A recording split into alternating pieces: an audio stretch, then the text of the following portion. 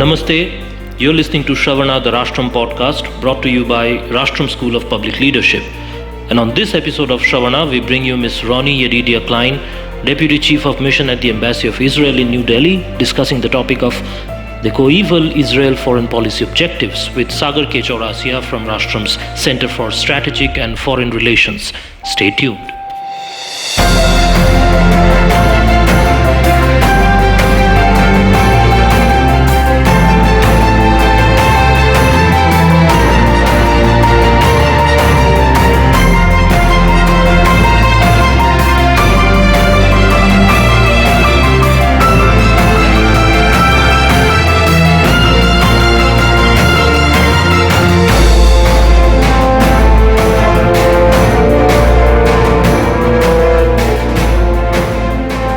Namaste to all our listeners. Welcome to Shravana, the Rashtram podcast. This session of our podcast will focus on foreign policy objectives of Israel.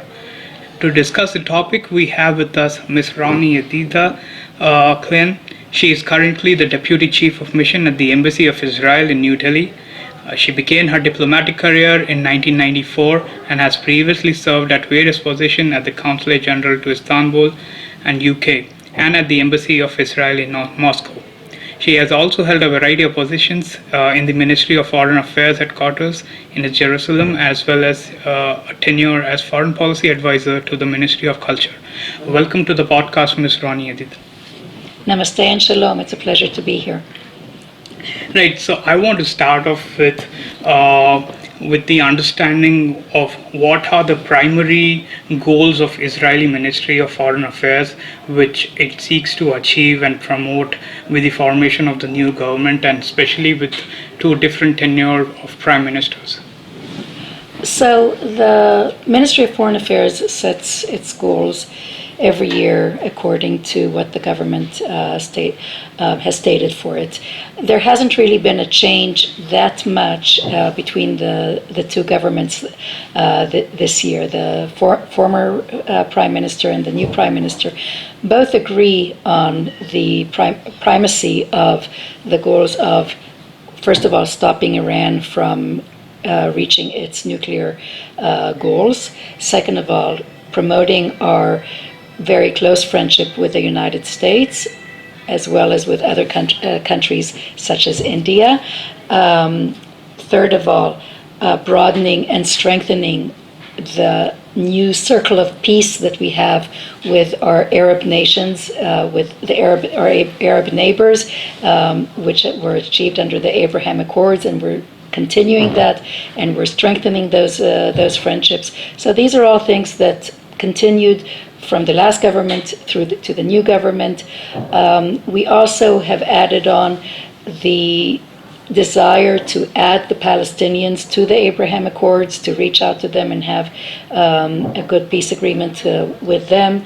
But these are basically our goals at the Ministry of Foreign Affairs. Here at the Embassy, of course, we're very focused on broadening and strengthening the relationship with India. Thank you for such a brief and such a precise sort of introduction of the goals of Israeli Ministry of Foreign Affairs. So just to set some context, there has been a continuous shift in power at the domestic front. And so how does it sort of hinder the foreign policy objective of Israel, especially when the new government has proposed to dissolve the Ministry of Strategic Affairs? It also includes closing of Community Advancement Ministry and Water Ministry and Digital Ministry. Being Israel as a startup nation is also at the forefront of technology innovation and water security. But how would it sort of execute the governance while they sort of seek to close such ministries? Well, I think it's actually making governance more efficient. The fact that the Ministry for Strategic Affairs has been folded into the Ministry of Foreign Affairs is only in order to save budgets, to consolidate those budgets, to make things more efficient in the way that we're working. The Ministry of Strategic Affairs was really a ministry that was sort of created out of political reasons, and the Ministry of Foreign Affairs sees the goals that were a part of the other ministries' mandate to actually belong to the Ministry of Foreign Affairs. So we're very happy to fold them into our own ministry and continue with that. As for what you're asking about innovation and the water and the other issues which previously had their own ministries, Right. they're going back into the folds of ministries which had previously handled them, and so they're perfectly capable. None of these spheres of activity will be neglected after the reorganization of the government units that were handling them. They'll just be more efficient. The budgets will be more precisely allocated, and the resources, all the resources that we have, will be used in a more efficient manner rather than having them scattered amongst various ministries. Right. So they are sort of, when you break up the ministries, the budget's allocations are much more precise rather than consolidating ministries into one. How does that sort of fits in with more efficiency? Well, the thing is, when you think about it, when you have a ministry that takes care of something very precise, that ministry still needs to have an overhead type of structure. It still needs to have a building and offices and a minister and the minister's bureau and all these different things that cost a lot of money. When you consolidate everything into one ministry, when you consolidate various authorities into one ministry, there's only one minister above that, and they're all within one structure, you're saving a lot of overhead. You're really making better use of your budget rather than spending it on things that aren't specifically the aim of that ministry. For example, if you have a ministry of water outside of the Ministry of Energy and Infrastructure, as it was before, Right. you have to have a minister of water. You have to have a building for them. You have to have offices for them. It's more people. It's more budgets spent on things that aren't specifically about water. What they did now is they moved the Water Authority back into the Ministry of Energy and Infrastructure, and so that same budget goes only for water-related issues. Okay. As you in the starting mentioned about the Israel and Arab strategic partners, so there is this emergence of such partnership between Saudi Arabia, UAE, Bahrain, and others in its neighborhood. So how does Israel see such developments in its neighborhood? What sort of challenges it poses and what sort of opportunity it poses for Israel? Well, I think that the fact that four of those countries, the UAE, Bahrain, Sudan, and Morocco, chose to come and make peace with Israel, to come under the Abraham Accords and make a very wonderful agreement with Israel, is an opportunity for everyone in the region. And I'm hopeful that more and more countries, such as Saudi Arabia, you mentioned Saudi Arabia, will also join into the Abraham Accords. When we have peace in the region, and people are more concerned about tourism and making business and working together in order to improve their lives, that is always so much better than making war. Shimon Peres was a mentor of mine, and he always said it's better to talk rather than war. And I think I'm misquoting him a little bit there, but you get the idea. Right. But he always said he had this vision of the Middle East as a place where people can do business with each other, people can freely travel to each other, and that's what's happening now with the Abraham Accords. We have a new flight agreement with Morocco, where there are direct flights now between Morocco and Israel. We have direct flights going from the UAE to Israel. We have trade agreements happening between all these countries. Sudan is also coming into that agreement, and we're starting to have business there.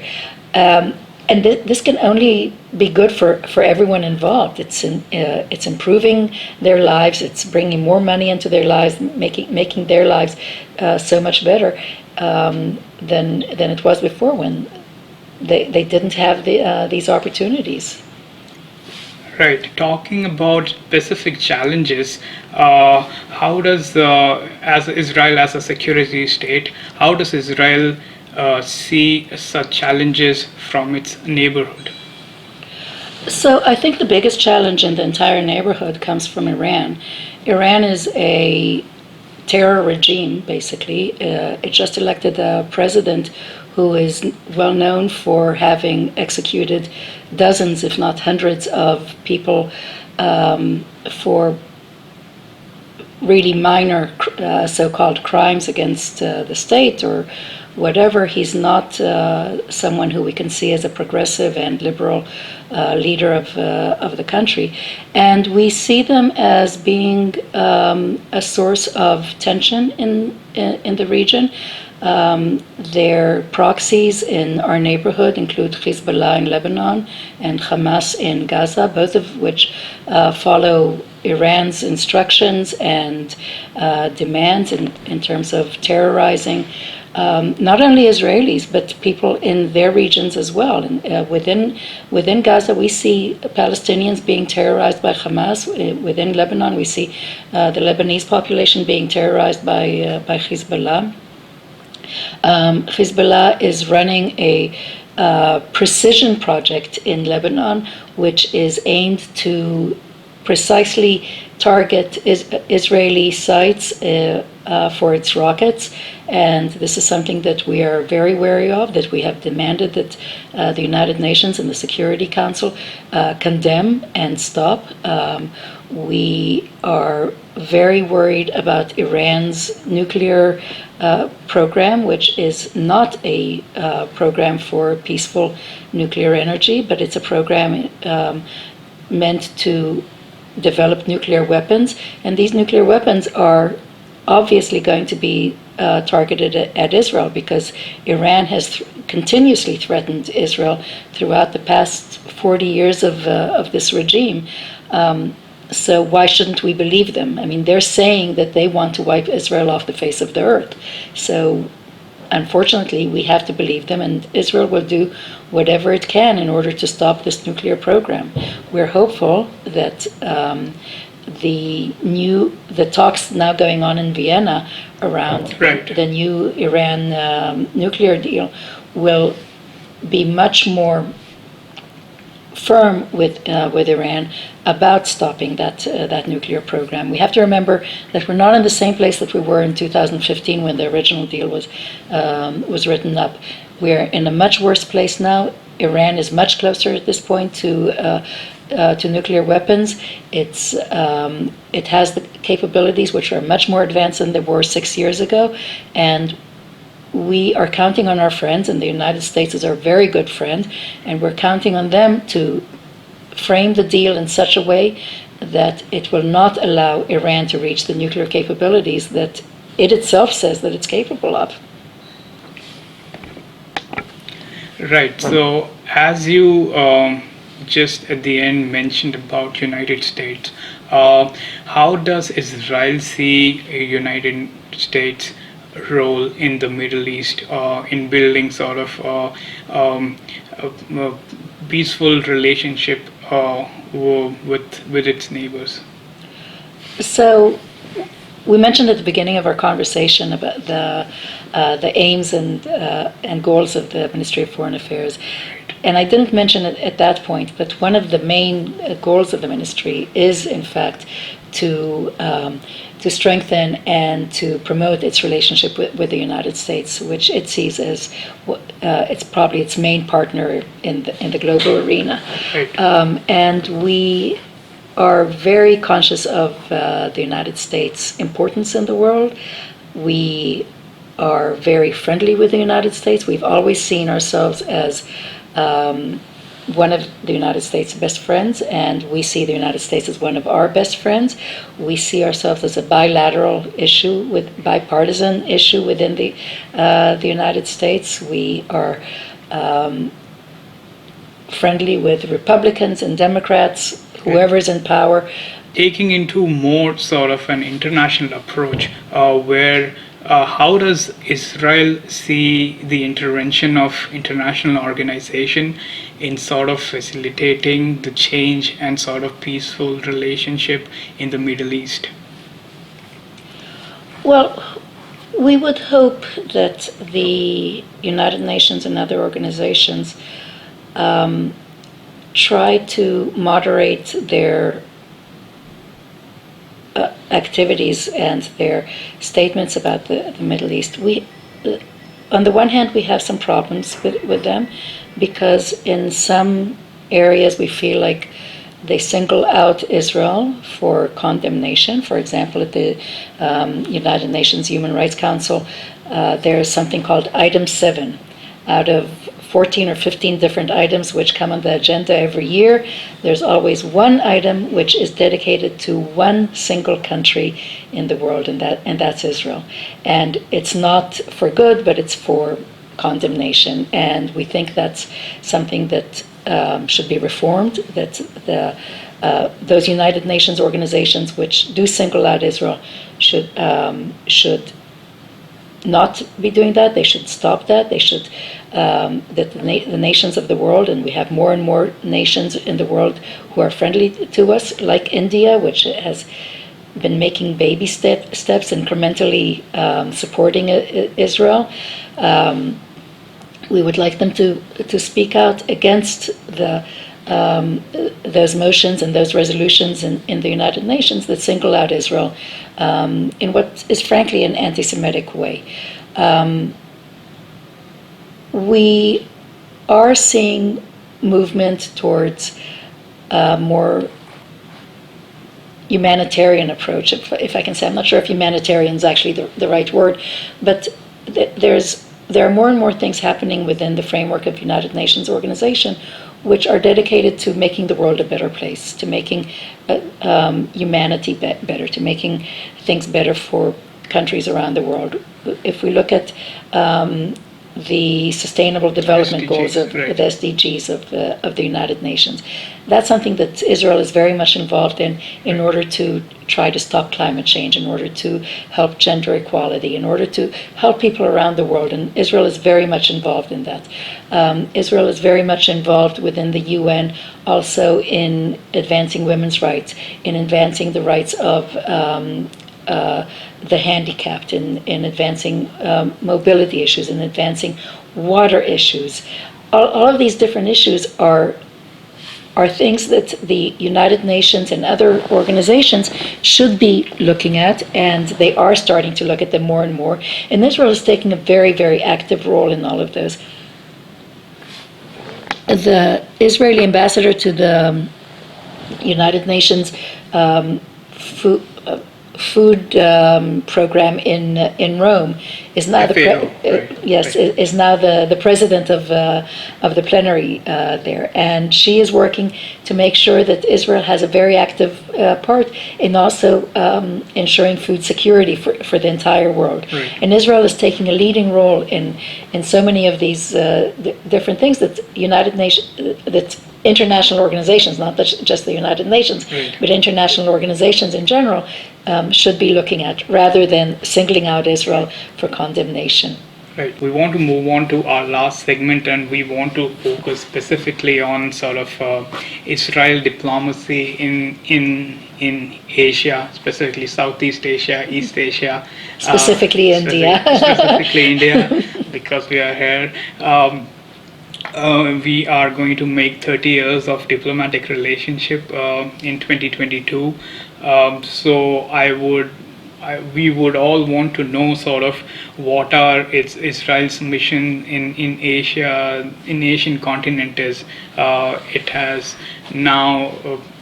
It has now presence in various other countries as well, and it's growing in presence in various East Asian countries as well, and are building such strategic partnership with various government as well. So what kind of sort of partnership do you see emerging with such a East Asian country, specifically India as well?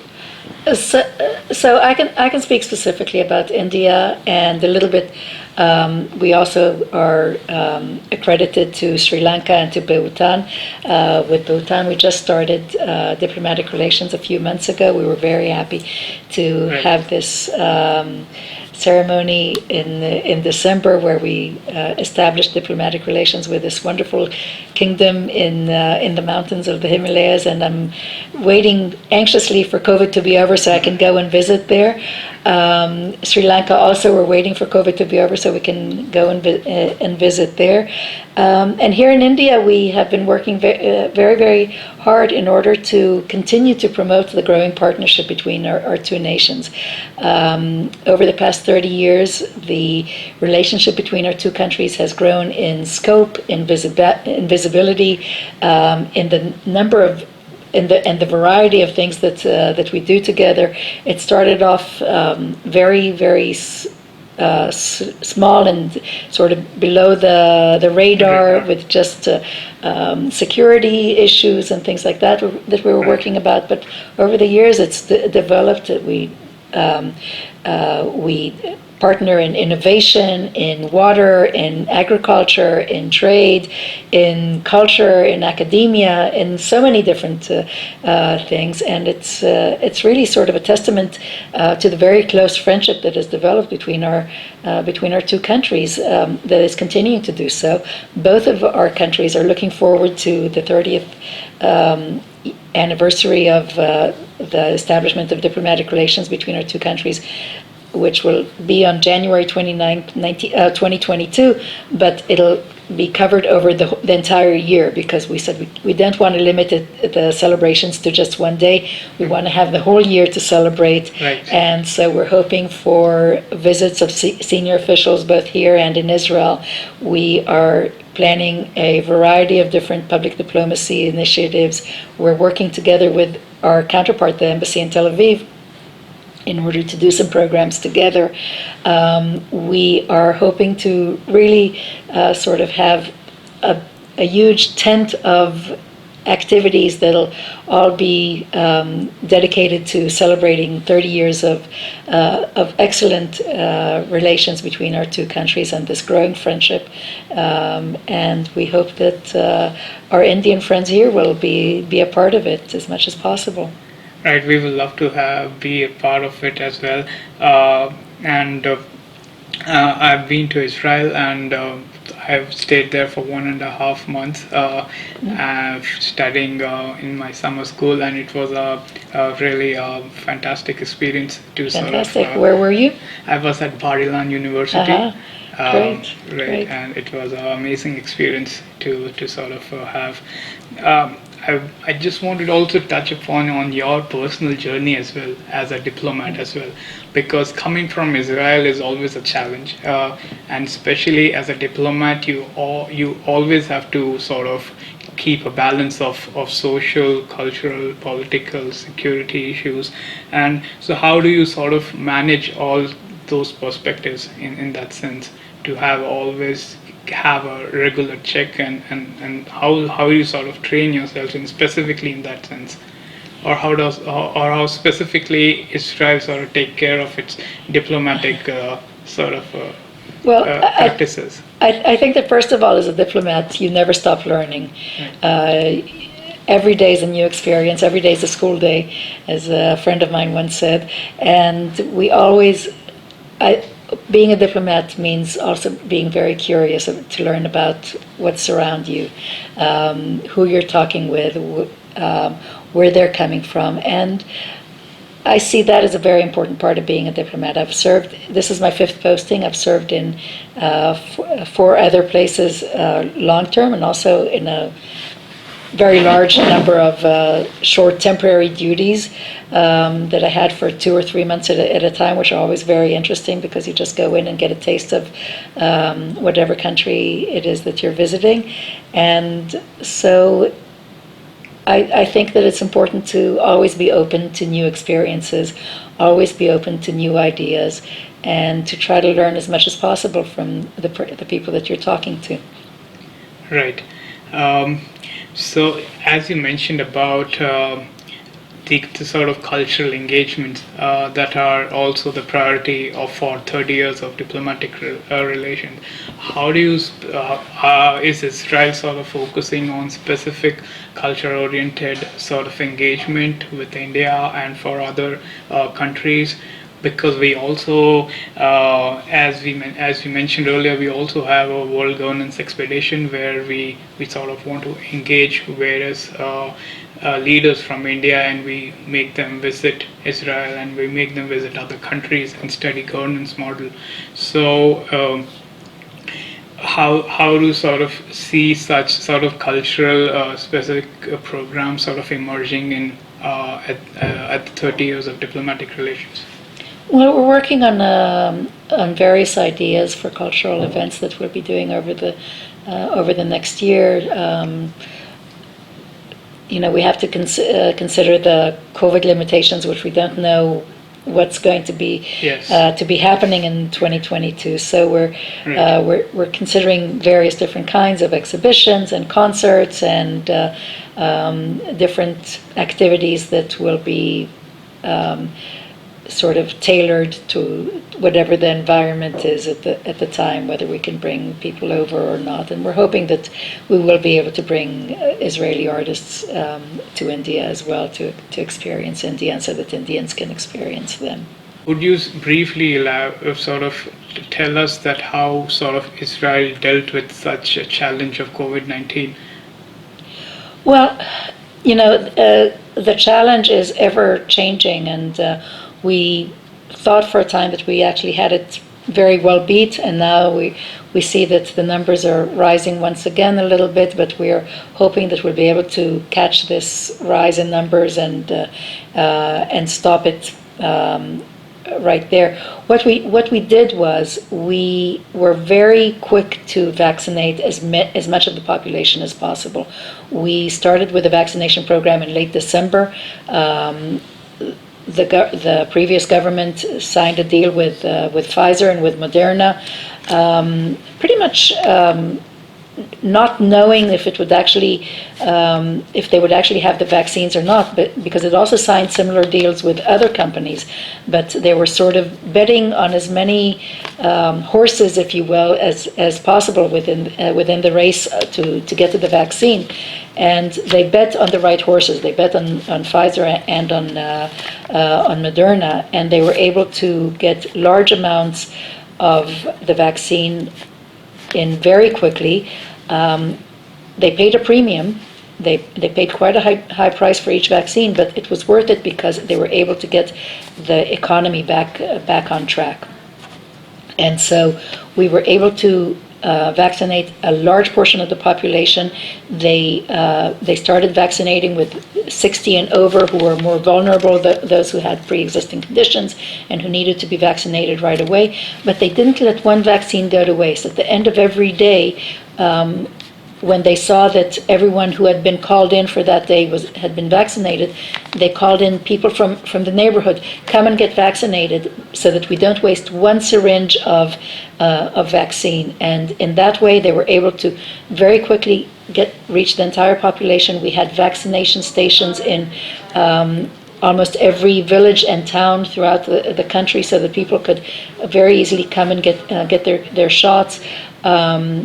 They had campaigns throughout, in nursing homes especially, and in other places, so that people would in workplaces, so that people would get their jabs. And we now have over 70% of the eligible population vaccinated, and that's very good, because even though we are seeing the Delta variant coming in and infecting especially children who can't be vaccinated yet, and so they are being infected, but they're being infected less severely than they would have been if the population wasn't vaccinated. People who are getting it, because the vaccination isn't 100%, you're not going to get sick, right. But it is a good protector against being seriously ill.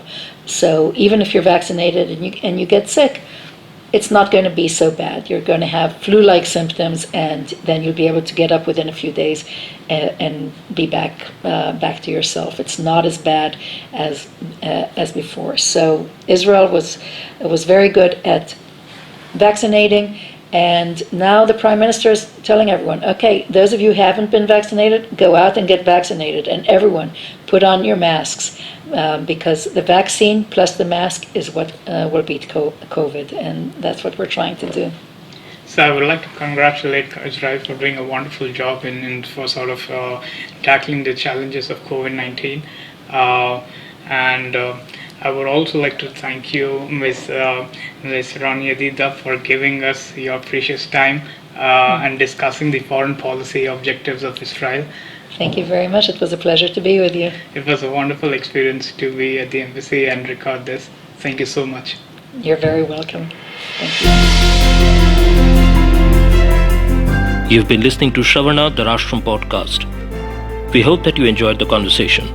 Watch this space, subscribe to our channel, like it and share it with your family and friends, and comment on our content to let us know what you think. Follow Rashtram on Facebook, Twitter and Instagram at Rashtram SPL. Visit rashtram.org for more.